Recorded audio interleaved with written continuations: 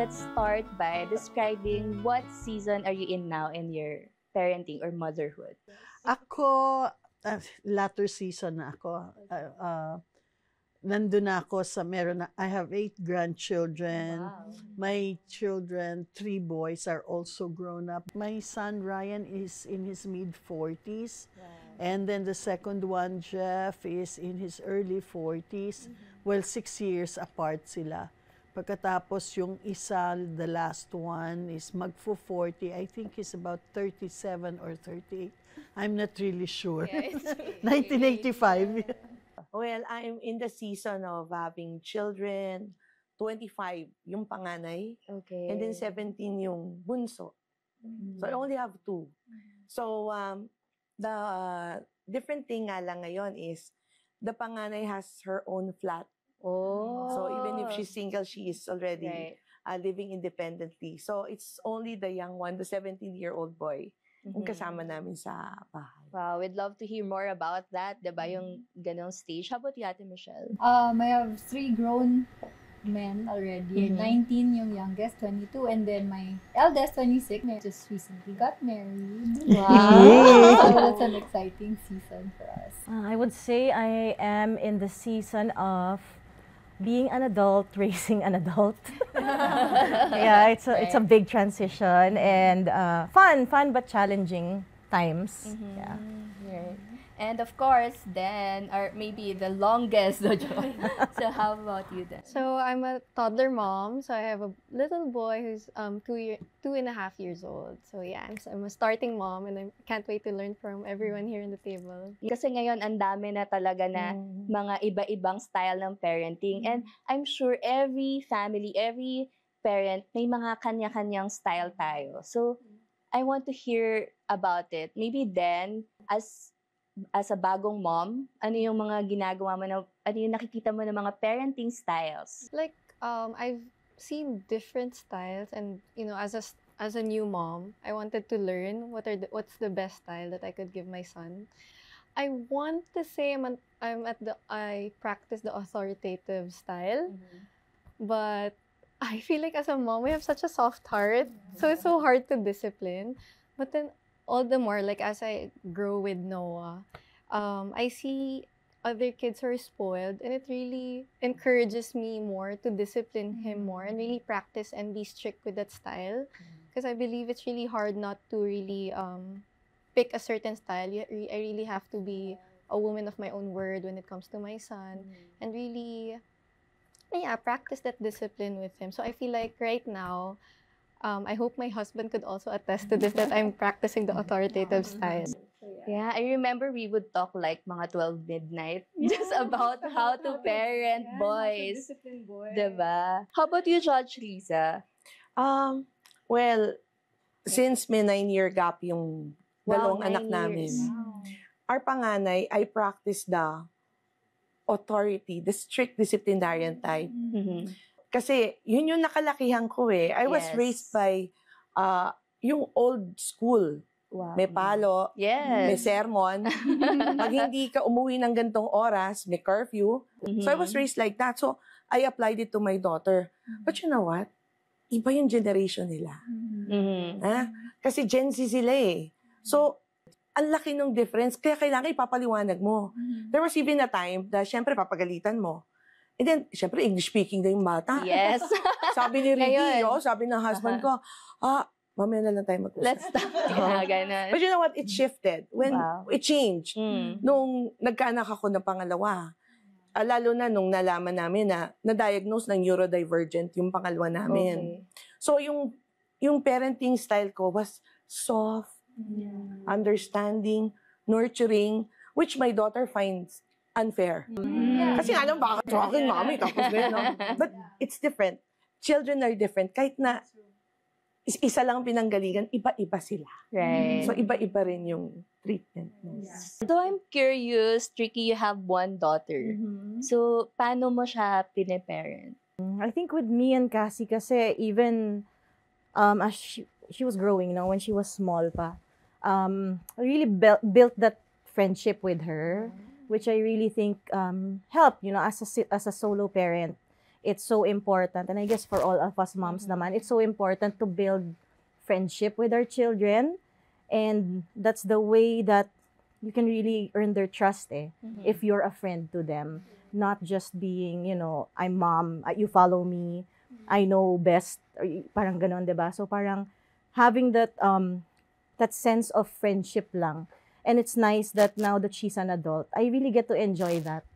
Being best friends and being her safe space where I would always tell her na parang, Cassie, I'm so thankful that before you even run to anyone, if you're going through something, I'm so thankful that you run to me first. Right. That's so important with our children na talagang they run to the parents first, no? Yeah. And Ate Michelle? I think it changed my parenting style from my first son to my second son to my third son. Parang I can't say, I only had my eldest at the time, I would say na, okay, this is how you do it. Parang I was so sure.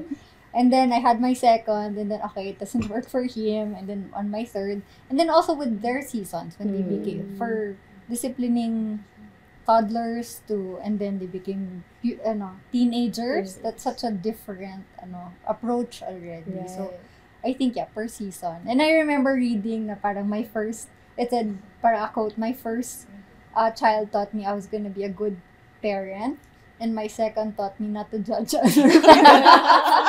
Right? In every season, it changed. And it depended on which boy I was talking to, dealing with, or listening to. And it changed since they were toddlers to puberty, and then now they're adults. Yeah. It's a different approach for everyone. Right. So, Tita Gina, you have 3 adult children. How would you describe the kind of parenting style? Ako yung palaki din ako sa sa palo, yung tatay ko, pinapalo ako, ang nanay ko namamalo din. So yun yung environment ko. So of course I got pregnant early, I married early. I had my firstborn when I was 18. Mahigpit, talagang mahigpit, like everyone else. Sobrang higpit. Like I would palo also my son Ryan. Tsaka talagang mahigpit. You cannot do that. You cannot. Don't. And then when the second one came, medyo kalmado ako ng konti. When he does something, ginawa na niya. Okay lang yan. Ganun yung reaction ko na, hindi, okay ka na. Okay. Mas relax ako, mas naging understanding, mas nakita ko na masyado ako mahigpit dito, it didn't work. So, baka, another attack, baka pwede. And then, on the youngest, yun yung pinaka talaga, yung bang, all right, you can have everything. Yan, I'm tired na. Anyway, ang ending naman, at the end of the day, you're all good children naman. You will come out good naman. Kasi hindi naman siguro kami masamang parent. Nakikita naman nila na gano'n. So, okay ka lang.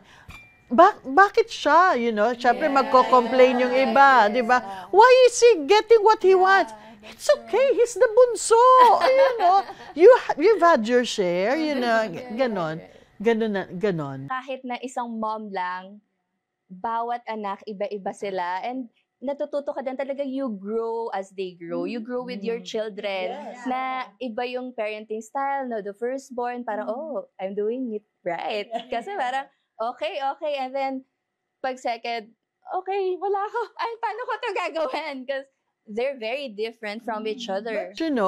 But ang pinaka maganda doon, when my eldest son, has his family na, sabi niya sa akin one time, si Ryan, sabi niya, you know what, Mom, ngayon ko lang na realize na when you say no sa akin noon when I was young, it means no because you have reasons. Yes, that's true. Now, I am on that situation also na I have to say no kasi hindi po pwede ngayon, di ba? Yun. It's really Yeah. for their protection. It's for their protection, And now yeah. they're realizing it.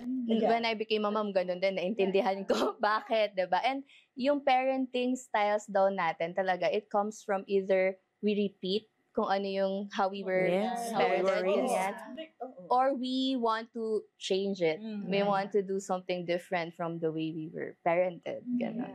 So now, like, how do you show your love to your children? Yan. Pwedeng iba-iba per kid eh. So, let's hear from Ate Michelle. Oh, How do I you show your love? My love. I think, okay, this has never changed naman from the beginning to now. I just want to be available to them. If they need me, if they need to talk, if they just want company, I think that's the way I really want to show my love. Is to be available when they need me. Yeah, be present, no? How about you, Judge Liza? Ito, I'm sure, syempre, maraming demand yung work from Yes, you. as a working mom, it's really challenging. Tapos wala pa akong home skills, ha? Really? Hindi ako marunong magluto eh. Okay. Oo, di ba? Working and then wala pa. But you know what? I have ito i-share ko sa mga working moms natin. You date them. Once a week, I date each of them. May time talaga yan. Tapos iba-iba trip ng mga yan. So iba-ibang puntahan namin, iba-ibang date. Another one is, pag meron silang gustong activity, paplanuhin ko na talaga yan. Wow. Kung merong gustong trip, paplanuhin na yan. So, yun naman yun, doon ako pumapasok. At saka yun nga yung availability. Minsan, Ma'am, please fetch me. Kahit na andun ako sa Pasig, Yeah. you have to be available. So, you have to make time kasi anak mo yun. Right. I love what Ate Michelle and Judge said, like being available. And I'm just blessed enough also not to be working. So being able to give all of my time to Noah is such a blessing. And I'm just so happy that I wasn't able to really miss any milestone, like from him walking, talking, and anything that that anyone asks me about Noah, I could really answer to the T.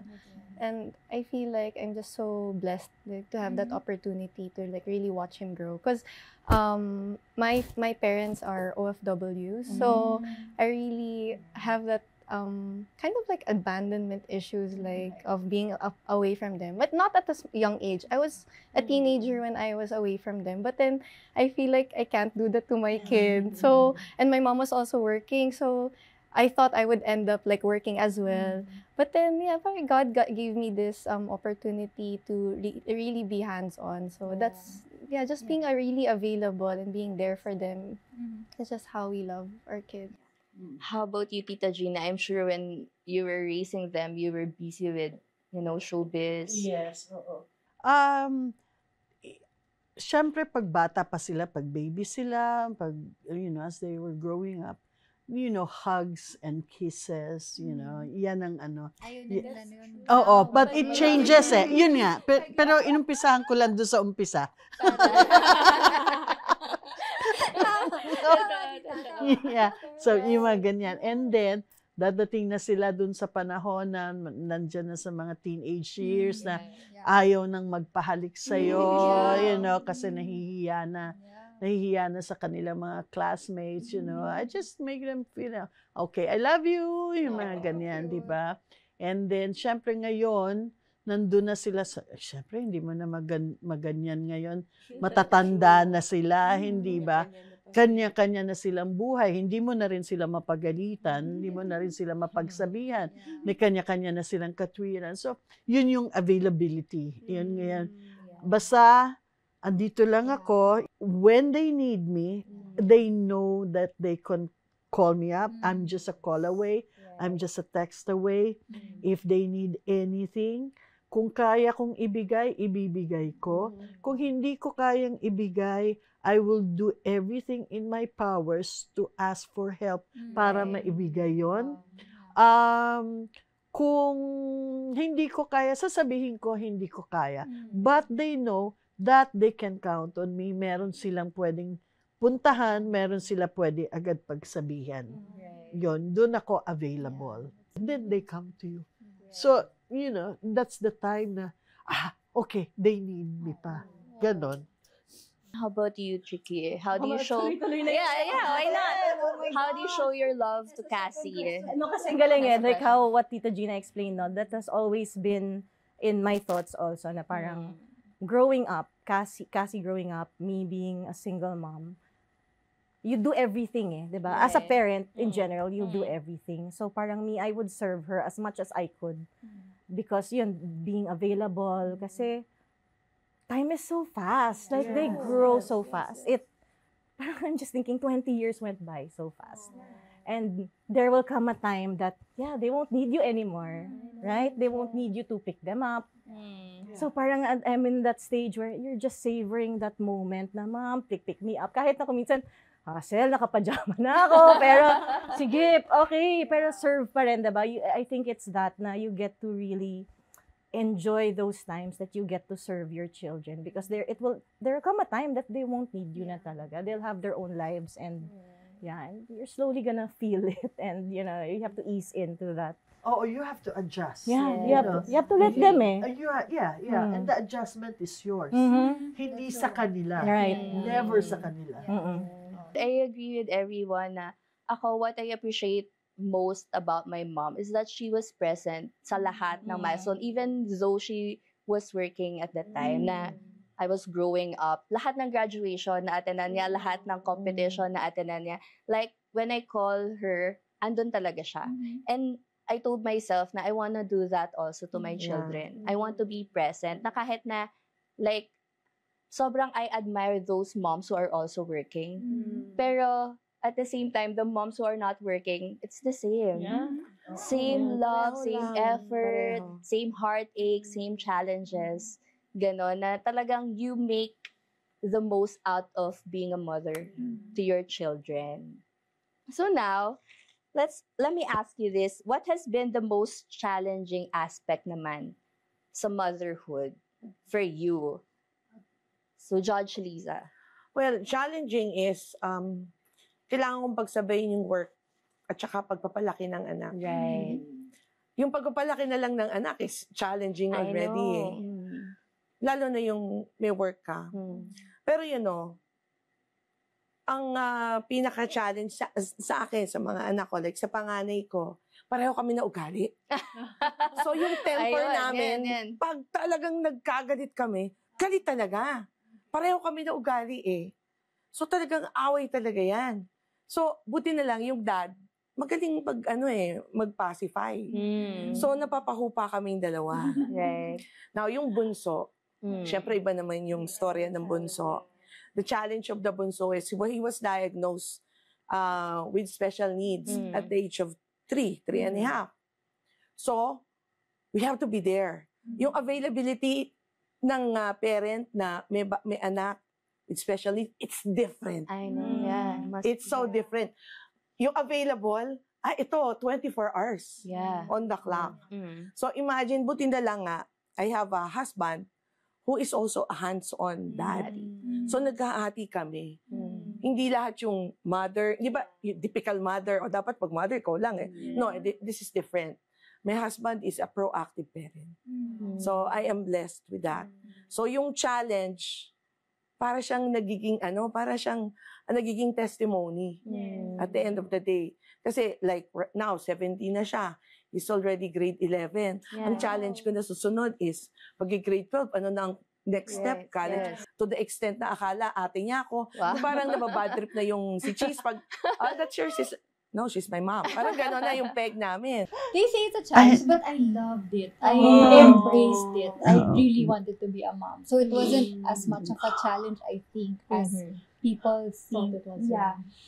I think the most challenging part of when I was raising the boys, when my second was diagnosed also with special needs at 3, I think that was the most challenging because, and also the time I doubted myself. Like, did I have enough? What did I know? How could I help? How could whatever was available, I learned. I really sought help. I really went through everything, therapies, everything, just to help him. And then also, and then another season challenge that was challenging for us was I had one son na when he hit puberty was like really wow.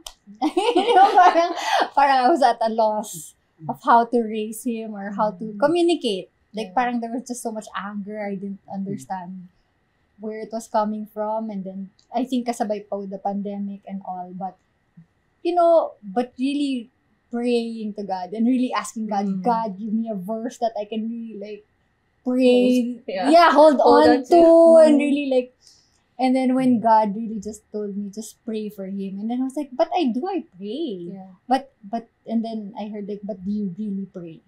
So, parang it shifted. Every time I saw him, whether natutuwa ako, whether inis ako, whatever, every time I saw, Lord, He's yours. He's yours, and the wisdom will come from you, and we'll just be here to love. So, I think that was the most challenging. How about you, Tita Gina? What are the challenges that you faced when you raised your Well, lahat siguro buong ano naman nila, buong parenting phase naman, challenging lahat yan.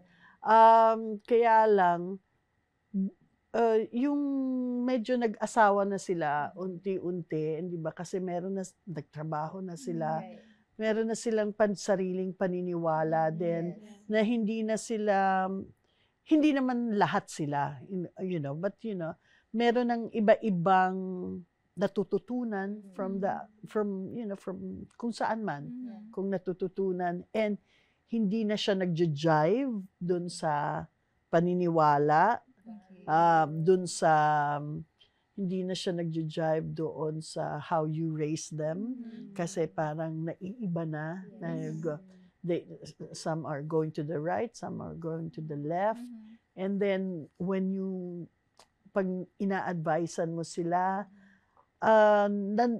most of the time, mas nare-reject ka. Kasi meron na silang malalaki na. Yeah, parang, you know, I believe, nandito, yan na yun. And somehow, yun, doon ako nagtatanong sa sarili ko, kung tama ba yung pagpapalaki ko sa kanila. Kasi parang, bakit na iba? Bakit, okay naman, di ba? You raise up a child, ano yan? Raise up in the way they should go, and when they're old, they will not depart from it. Parang hindi naman, parang nag-depart, parang gano'n. Parang meron na silang kanya-kanyang paniniwala sa buhay nila. Sabihan mo yung isa na, this is, alam ba lang, good manners and right conduct. Ito yung dapat na gano'n. Hindi kasi, you know, but I do believe na it's like this. Gano'n.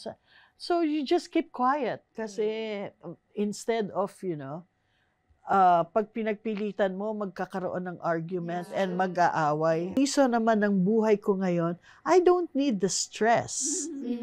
Parang yun naman yung iniisip ko. So, matatanda na kayo, meron na kayo, pinalaki ko na kayo, pinalaki na namin kayo ng tama naman, na may paniniwala sa Diyos. Bahala na kayo. I will just pray. I will just pray for you guys. Kung ano man yung mga pagkukulang na pagkukulang sa parte ko, you know, I find myself doing that. Sorry Lord kung hindi ko na bigyan, hindi ko na bigyan ng tamang pagpapalaki siguro yung mga anak ko. Siguro may pagkakamali ako. Sorry dahil hindi ko naalagaan mas mabuti. Yun, I find myself praying that. Talaga, no, parang wala atang mom who never doubted herself being a mom. And hearing the three of you, talagang I realized na, like me, talagang it led me to pray more for them. Na you really can't do everything. Pero, wala. Parenting is impossible apart from His grace. Yes. So, talaga ipipray mo na lang talaga, diba? How about naman, so, ayan, may mga challenges tayo, may mga may mga doubts tayo. So how do you give yourself grace? Or to overcome yung mga doubts na yun? How about you guys? Siyempre, madami na silang experience, di ba? With my 2 years experience. And 2 years of doubting myself. Every day. No, but syempre, there are times na, well, syempre, my experience is like really far. But big times na I feel like, I practice gentle parenting, napalo ko naman siya yung times na, but then magta-tantrum pa rin siya. So parang, no, like, saan ako nagkulang? Ba't ang kulit mo pa rin? Ganon, na parang, then, it won't stop there. You know, parang grace lang na, then, as long as you're doing what's best, you know, you're raising him in the love of the Lord. And more than praying for him also, me and my husband, we pray for ourselves to be good vessels kasi God really entrusted our kids, like, for us to really take care and nurture. So, really just asking God for the grace, the guidance, the knowledge, how to raise him up. Kasi we're starting pa lang eh. Ang dami pa namin pagdadaanan. So, the little that we've experienced, parang it feels so much. The guilt na, in times na, sorry mga lolo at lolo, nahulog sila ng kama na, ano bang ginawa ko? Dapat ba nag-build ako ng fort para hindi siya mahulog? Or the times na, yun nga, parang, just the little hiccups along the way of having toddlers. Yeah, just the grace for myself and just really asking God. Yun, I love what Ate Michelle said na, our kids is the Lord's. At the end of the day, how much we love our kids. Can you imagine how much God loves our kids all the more? That we just do our part and then just entrust God that whatever happens to them along the way, God's got them. So yeah, that's how I go through the mom guilt. I think you just have to put yourself in a situation where you know that tomorrow is another day. You know, like you have your good days, you have your bad days as a mom. You can never be a perfect mom. You have to put that in your mind and in your heart then, no? Na parang, the reason nga there's grace you have to let God work there, no? Because we're also being transformed as we parent, as we mother our children. So parang, yeah, when days are bad, I'll just, you know, at the end of the day, I'll pray. Sometimes cry, diba? I cry to the Lord, parang, where did I fail? Parang, what did I do wrong? But then, the good thing about it is when you give it to God, the next morning, you have another chance, diba? To be better, to be better at what you do. And I think it's, you know, it's such a privilege to be a mom, diba? So, yeah. I just wanted to back on what Ate Jay said na parang also we have the pressure, well, being a first-time mom, I have a pressure of knowing what's right and wrong, like the opinions of other moms na ito ba dapat yung style? Should I do, am I bad for using the rod? Kasi there's gentle parenting now. But then I think that guilt, parang you just really have to entrust it to God lang talaga. Kasi there's really no right or wrong, like when you're just doing the best and like in the Lord. I don't think God will lead you to anywhere bad in parenting. So yeah. I remember my friend would ask, do you have holes on your hands? So kung wala, hindi ka si Jesus, you can't do everything. So it's a great reminder lang na as moms, talagang we can only do so much, but not everything, because that's where we look for God's help and God's grace, diba?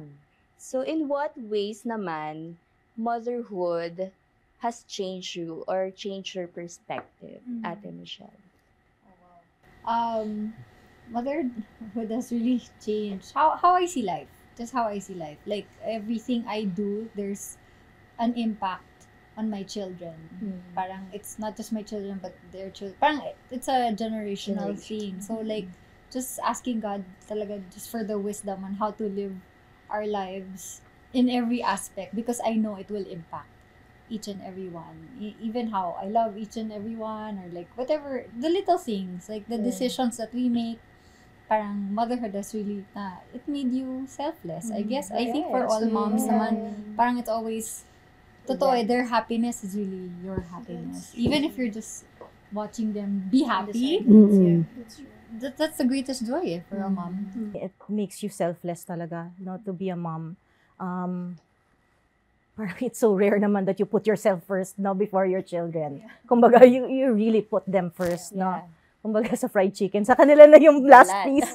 Sa kanila na yung balat, kahit sa akin na yung meat, 'di ba? Parang you really just it's selflessness, 'di ba? Na parang that's where you also see you're transformed, being a mom, you're transformed. Especially, I guess, if you're a Christian mom, having the word as your manual to raise your child, it really transforms you. Being selfless, being more like Jesus to them. Parang, I see that na parang sila yung nakatingin sa'yo. They have their eyes on you all the time. So, you really need to be mindful of what you do. And if you don't put them first, diba, parang, sakit nun, diba? You wouldn't want that. So, yeah, I think it's really the selflessness that really has changed me and changed my perspective in life.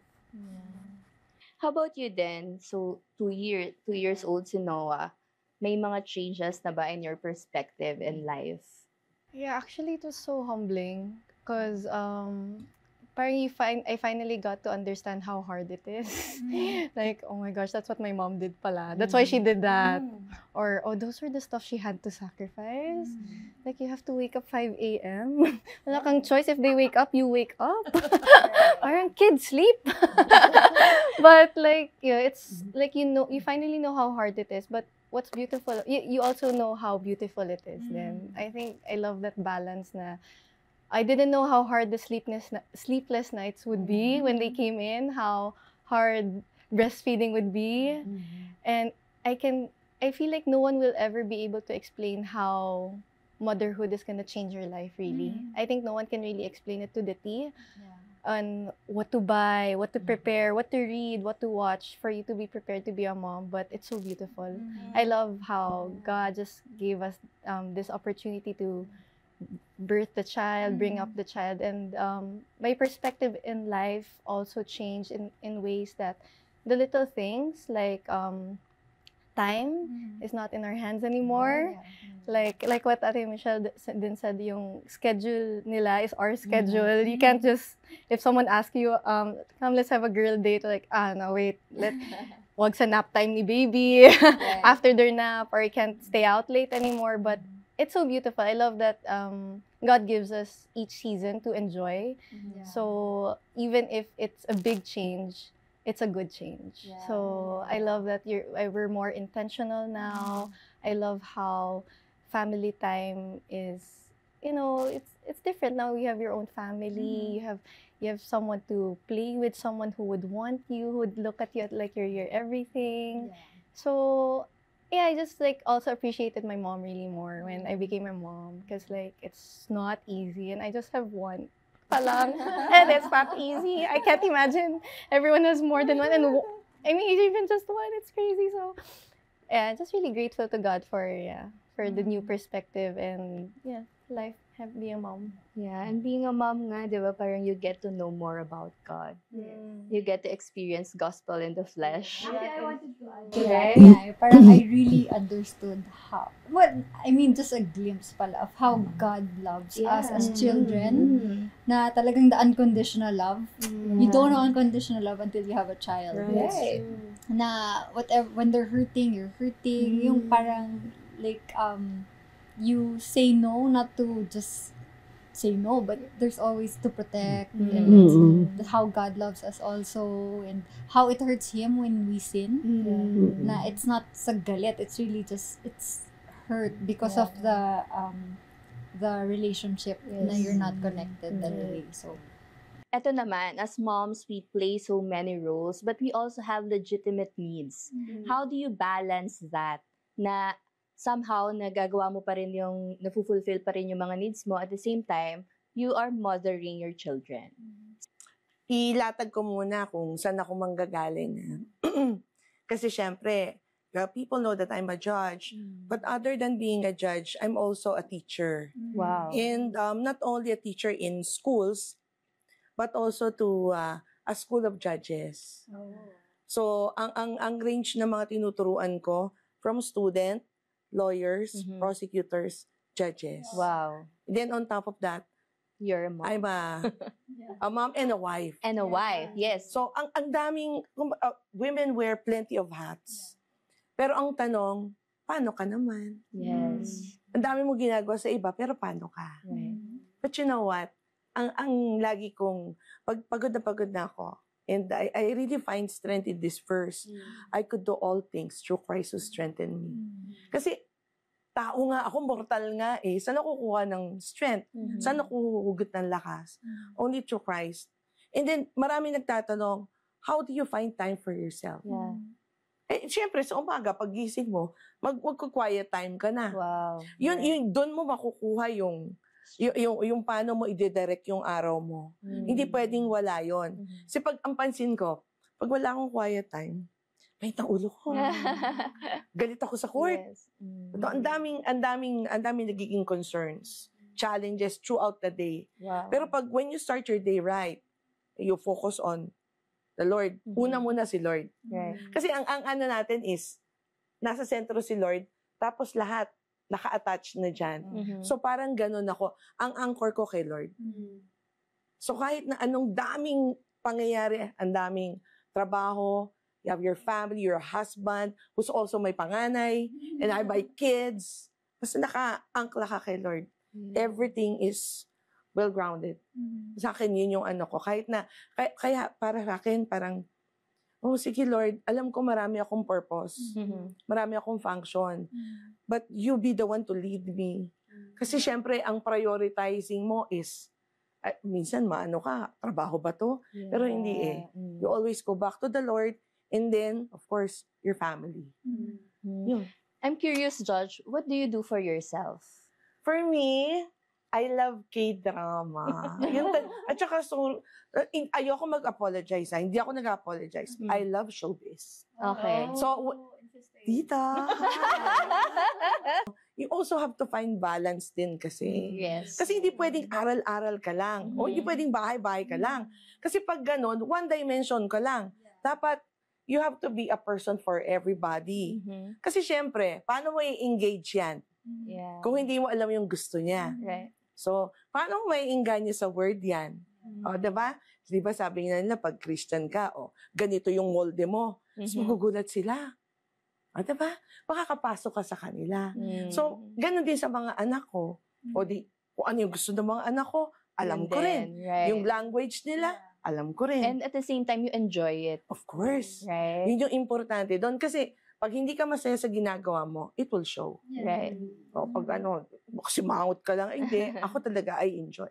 Yeah. So that's entertainment for you, Judge Lisa. Yes. So coming from that entertainment, going to The real someone entertainment. who came from the entertainment industry. So how do you balance yung demand ng parenting and your job, Tita Gina? Like, yung mga seasons, I'm sure iba-iba yan eh, di ba? Oo. Nung bata-bata pa ako, syempre mahirap, no? Dahil talagang busy sa work and then the children, yung medyo challenging yon. But then, nandito na ako sa season, wala na akong pinaparenting, wala na. Ang concerns ko na ngayon, mga grandchildren. So, syempre, meron silang mga magulang na nagsusuheto sa kanila, pero meron din naman akong responsibilidad para sa mga apo ko na nanggagaling sa akin. Like, kasi merong ako mga grandchildren na nakatira sa akin. So, lagi ko silang kasama. Yan yung yan ang aking adrenaline. Yan ang aking yan ang joy ko. Kasi lalong-lalo na pag dumadating sila galing sa eskwelahan, na hinahanap nila ako pag nagtatago ako, yung mga ganyan. Sabi ko naman sa mga anak ko, pagkasama ako, asahan nyo na masusunod yung mga apo ko. Ganon. Kasi minsan meron silang yung mga anak ko, nahihiya din naman siguro sila.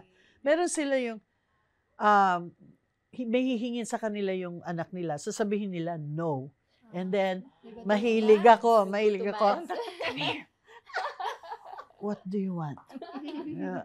Sasabihin, I just want, okay, come on, get it. But Dad said, no, tell him, I said, you can buy that. Ganyan. Tapos, Mad said, I can buy. No, I said. So, kaya sinasabi ko na, pagkasama ako, asahan nyo na. Asahan nyo na nanonood sila ng iPad sa loob. Wag na kayong mag-isip na hindi sila nanonood. Nasusundin ko kayo. Hindi. Disclaimer na yun. You know, let's be honest na, hindi ba? I'm a spoiler. So, kung anong gusto yung mga apo ko, bibigay natin. Napansin ko ngayon sa mga anak ko at sa mga apo ko, parang wala na yung spank. Wala na. Pinagsasabihan na lang, you know. Alika, come to the room and I will talk to you. Yung ganun na sila. Ganun na yung pagsuheto nila. Ako naman, syempre, old school naman, hindi ba? So, pag kami naiiwan sa bahay at matitigas na yung ulo ng mga bata, meron akong rod na gano'n. I don't know, I just found it. Nakatago siguro. Siguro sa mga anak ko pa yon, pero natago ko pa yun, ganyan. So, ilalabas ko yon. So, you see this? You see this? Siyempre, nakaganon sila, di ba? Kasi hindi naman nila alam kung ano yun. Hindi nila alam. May verse nakalagay. Spare the rod and spoil the child. So, this one, if you're really hard-headed, I'm going to ask you to lie on your stomach and I'll hit you on the butt. You want that? You want that? But nobody can touch this. So nakaganon sila lahat, hindi ba? Tapos nakatago lang yon, hindi nila alam kung saan yon. Lumalabas lang yon pag matigas yung ulo nila. So, somehow, parang meron silang kinakatakutan. That's naman yung ko sa mga apo ko. But also, I talk to them naman. Nandun na ako sa ganung season. Mga apo na yung sinusuheto ngayon. And yan din yung, you know, when I'm in my room with them, you know, that's when I talk to them about God, about Jesus, about what Jesus did for mankind, yung ganyan. And natututo na rin magdasal yung mga apo ko, especially during dinner. And then, pag matutulog na sila, they come to my room and say good night, and then we say a little prayer before they go to sleep. Yun. And I think in your season, Tita Gina, that's the joy. That's the joy. Oo, yun na. Gives you joy talaga to be with your grandchildren. Yes. I'm sure all the lolas and lolas can agree. And of course, diba, crown ko yan eh. Yung mga apo kong yan ang crown ko. And I'm so proud of them. Yes. Thank you, Tita Gina, for sharing that. How about you, Tricky? How do you balance? I think parang, I was just thinking while they were talking there, na parang sometimes, especially when we're new moms, parang our lives revolve around our children. No? And sometimes like there's a tendency that they become mini gods to us. Everything is just all about them and we forget, you know, ourselves, diba? And at first a time, lalaki na sila eh. And they will go their own way and saan ka, diba? So parang, it's also a trap somehow na parang just revolving your life around them. So you really, even if they're young, parang you shouldn't feel guilty of like, giving yourself time, being with friends also.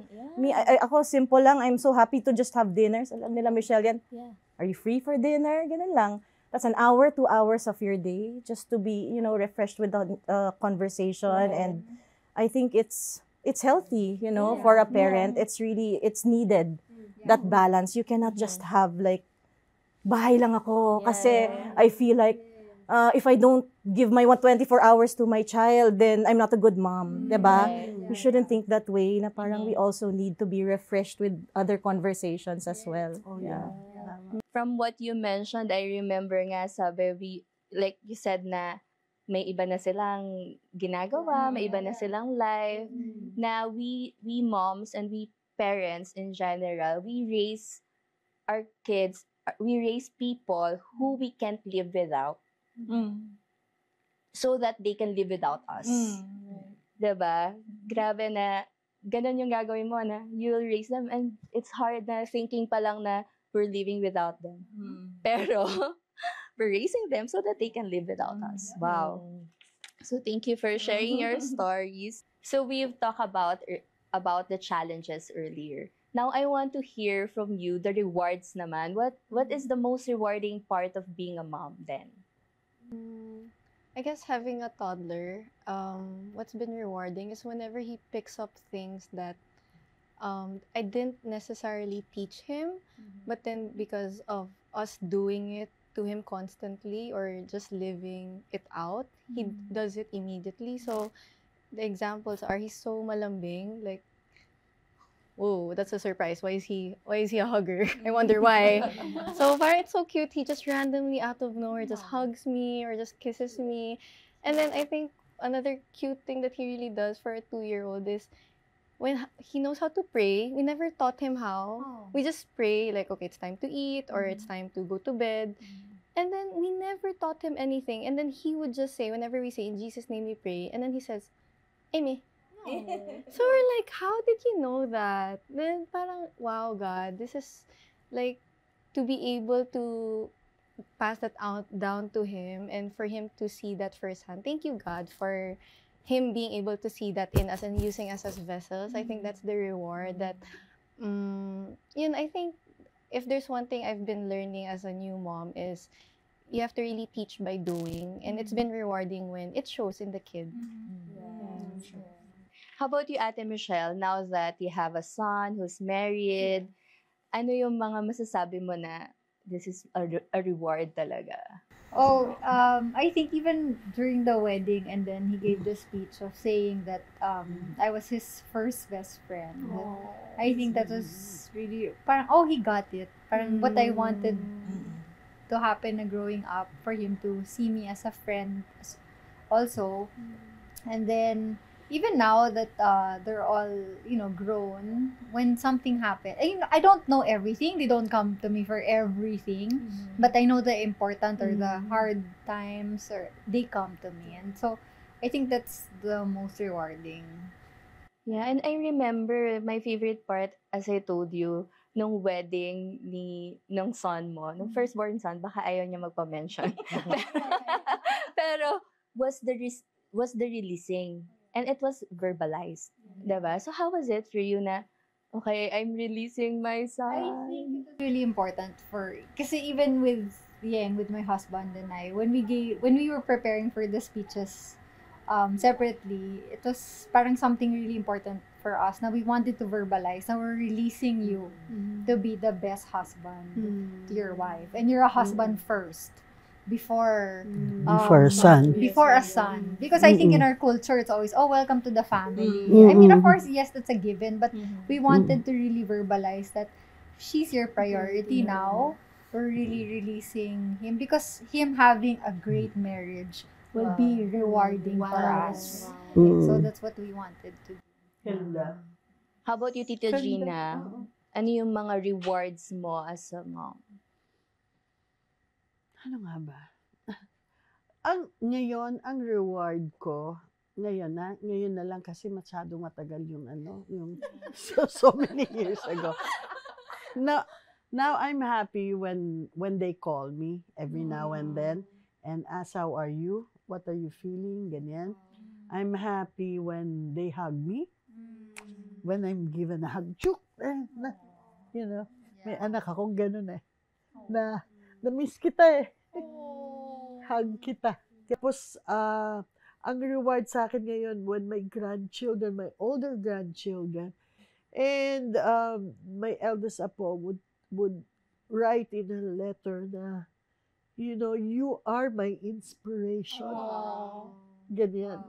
So, when your grandchild tells you that, the inspiration kanya, it's parang, what did I do? Did I do something good para naging inspiration niya ako kasi nakikita niya ako eh. Nakikita niya ako. So, yun, pag sinabi nila na, you know, I know God because of you, yung mga ganon. Nakaka-touch yun. Nakaka-touch yun. Yun yung reward ko na. Yun na yung naiisip ko ngayon na reward ko. Kasi, yun naman yung gusto ko. Na as a grandma, na hindi lang basta spoiler ako sa kanila or ano, na nakikita nila na meron akong wisdom na binibigay, na nasi-share sa kanila. Yeah, again, being a solo mom, sometimes you miss out, no, you don't appreciate the stuff you do. Parang cool. Parang feeling mo, wala lang, automatic. You're a robot, you have to do this because wala, and nobody else will do it. You have to do it yourself. But I remember an instance where, simple drives lang namin ni Cassie. I always love our conversations in the car, and when I have to drive her, kahit malayo, I'll drive her.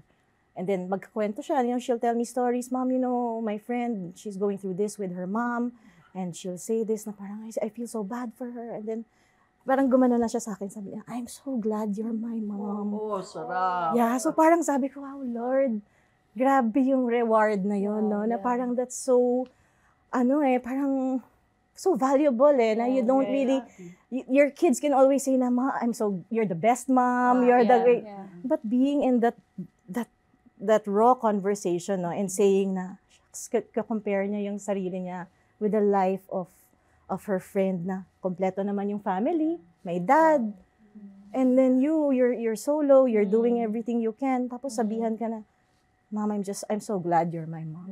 Parang that was like for me rewarding talaga. That's so nice. Ganda. How about you, Judge Liza? Yung mga bata ngayon, iba na sila eh. Yeah. Diba? Ayaw na nang makita na kasama yung parent. Yeah. Hindi na sila ganun ka-affectionate. But you know what? Perhaps, ngayon ko naha-harvest yung ginawa ko before nung kids sila. That they still want to hang out with me. To the extent na sila yung magde-demand, Mom, we need to be here. We want to be here. We want to go here. You have to join us. But you know what? This is the weird part ng buhay namin ngayon. Before, when I was a kid, syempre, my parents would say, asan ka? Yeah. Mo-monitor ka ng dad and mom mo. Grabe ngayon, di ba na? Mom, They're looking for asan you. ka na? Ha? 6:30 na, Mami, nasan ka? Ha? So, for me, that's a reward because your kids are still looking after you. Saka nakakita ngayon, sabi ko nga, my God, bakit yung ibang bata? Ha? Halos pag nakita yung parents, that plague, like magtatatakbo. Pero yung mga anak namin, grabe. Yung warmth na pag uwi mo, Mom, how was your day? Baliktad na ngayon. Di ba tayo, parent, pagdating galing school, how was your day? Yes. Ngayon, iba. Sila Yung na. anak ko pagdating, so Mom, how was your day? So, what you sow is what you reap. Yes. So, talagang totoo yun. Pag pinakita mo sa kanila, ganitong magmahal, it will come back. Kaya nga, yun, tama yun eh. Train up a child in the way that they should go. So that when he or she grows old, they will not depart from it. Yeah. So, yun yung panalangin namin ni Ricky, yung aking husband, na, as they grow up, Lord, hindi namin kilala syempre lahat yung friends. Yes. Hindi natin alam kung ano yung external influence. So, talagang, Lord, tama yun eh, yung kung mahal namin yung anak namin, mas mahal mo yan. Yes, that's right. So, you take care of them, Lord. Tsaka, di ba tama, tanim tayo ng tanim. O, ito, ganyan. Time together. Kaya nga, ang balik naman sa akin, Mami, gusto ka rin namin lagi kasama. So that's the reward. Right. Thank you for that. I guess we can all agree, no, whether you're a new mom or may apo na, that one of the rewards talaga is being loved. Yes. Despite your, mistakes, despite your flaws, despite our imperfection. It's very rewarding to know and feel that we are loved. Right? So now, throughout your journey as a mom, what has remained the same? The love for my children.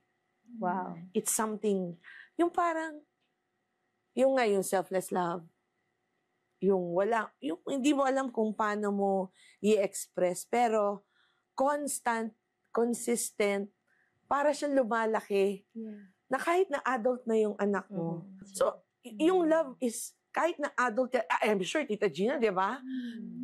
Kahit na tumatanda yung mga anak natin, kahit they have their own families, the love is consistent, it's there, lumalaki, hindi nababawasan. Yes. So, yun. Hindi Yeah. humihinto.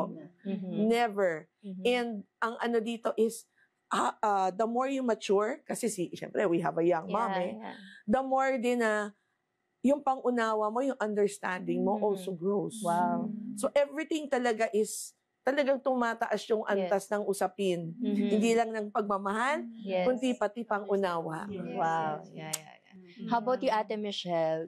So the love doesn't change, and the need for grace, right? And praying for them, it does not change. In fact, I think it gets parang more intense in terms of like, because you don't have control anymore. Like, diba, Tita, when you're adults, it's not like, okay, do this, go to church, read your Bible. It really is like really praying for them and letting the Holy Spirit move in their lives. And then trusting God. Trusting them when they were toddlers, and then when they were in grade school, and then, you know, in every season, and then now that they're adults, mas lalo, I think, nag-grow pa yung trust na, okay, God, I'm not there anymore, and you're the one who's gonna give the wisdom, and how they're gonna move, so. Pagiging nanay, hindi humihinto. Kahit na anong edad pa sila, kahit na lolo't lolo na rin sila, hindi pa rin humihinto yung pagkananay mo. Nandyan yan palagi. Yung pagdadasal para sa kanila, nandun pa rin yun. Hindi hinto yun. Katulad nga sabi ni Misha, the more pa. The more. Because dumadami sila. Nag-i-increase, hindi ba? Dumadami ang pamilya, dumadami ang anak, dumadami ang apo, lahat sila. Iisa-isahin mo, and you know, just let the grace of God be upon them. You know. How would you encourage the moms who feel like she's not enough or she's not doing enough? I feel like moms who feel like they're not doing enough, they care so much to reach the point of thinking that about themselves. And I feel like whenever they are tired, whenever they feel like it's hopeless, whenever it's really tiring at times. But you just know that the fact that you're doing your best and the fact that you're tired, that means you were being such a good mom. I don't think there's been a mom who's not tired and they were great. I think like parents and moms who gave their everything, sometimes you really get confused sometimes, or you get down sometimes. But then at the end of the day, it's really just God's grace lang talaga. Na you just go back to that, and then just really go back to knowing that as long as you do it all under God's glory, like being a mom, and you just know that under His word, you just really raise your child under His word, you know that He's gonna really grow up under His will and in the right path. At the end of the day, our child is God's child, so we don't have to be too hard on ourselves because they're not ours to begin with. They're God's. So yeah, that whenever I feel down, I also wanna just encourage moms na it's normal to be sad, but let's just not drown in that, and just drown in His glory and His love, and to always just go back to the word. I love what Judge said, that she really starts her day with the word, and I believe like first time moms, we don't have the time. We feel like even moms with grandchildren, I feel like our to-do list is endless and our mental load's a lot. But then whenever you start it with God, you can always read the word in the daytime, nighttime. Like you just have time for God and fill yourself up, so we have something to give to our kids. Because at the end of the day, He first loved us. So to give that love back, I think we really have to encourage ourselves with the word lang din talaga, and fill ourselves with the word. So, I love that. I love that yung talagang reading the word, kasi we really can't give what we don't have. So as we give, talagang we have to draw Yeah. more from God, diba? Practical note would also be not to compare Right. your parenting style or Mm. don't compare your kids. Yes. Yeah. Like parang Agree. because that can steal your joy. Mhm. You know your child, you're doing the best for your child. As long as you're a prayerful mom and you're a learner, you learn from your mistakes because we will all make mistakes. So you give yourself that grace. I believe that, ate, na talagang if you compare, that's it. Kasi iba eh, may kanya-kanya, we don't see what's inside the home. And we really can't judge moms. I believe every moms are good moms. Every kid is different. So how can we parent the same? True. Yeah. How about you, Tricky? How would you encourage a mother who doubts herself or who feels na I'm not doing enough? Do we ever do enough? Really? I Yeah, mean, yeah, like, yeah. we really try our best, no? Pero I think that's where God enters the picture, no? When we feel that we cannot or we haven't done enough, that's where God really works in our lives also. I guess you can't expect yourself to be perfect. You should also be forgiving to yourself that you are, you're just human. You make mistakes. Parenting is not, you don't birth a child and then you know what to do. Right. Like, as they grow older nga with them, 'di ba? Physical fatigue yung pag little kids when they become adults, it becomes different. Medyo emotional na yung the things that you have to deal with, na parang sometimes you'll question parang, is it enough what I said to her? Is it enough that how I encouraged her? But again, we all go back to the Lord, 'di ba? Go back to that she or he is God's child more than yours. And I think as a mom, you want to do enough, you really point them back to Jesus. I think that's the most important thing talaga. As a parent, we're all imperfect.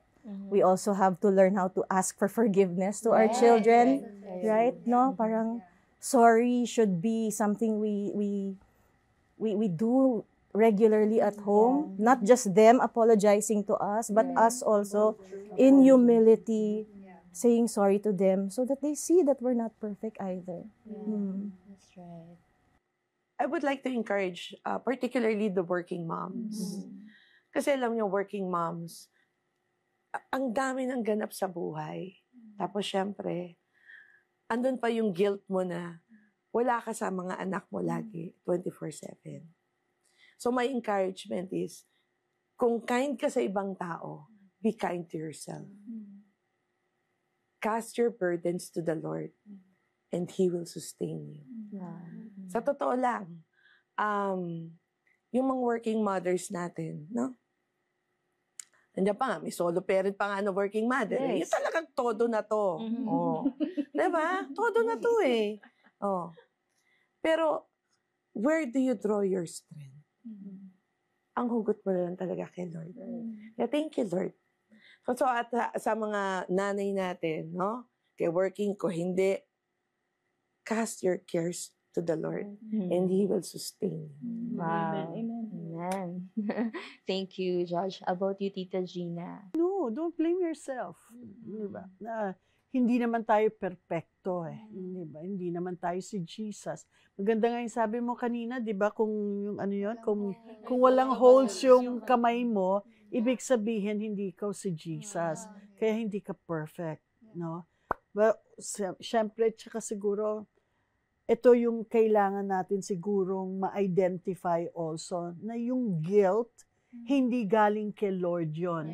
Usually kaya nafe-feel natin, and I can feel that sometimes also, na yung nafe-feel natin na may guilt tayo kasi we didn't do much, we didn't do this and that and that. It's not of God. Because God will not make you feel guilty, di ba? Kasi tapos na nga lahat yan, di ba? Jesus won the victory already. Natapos na yan.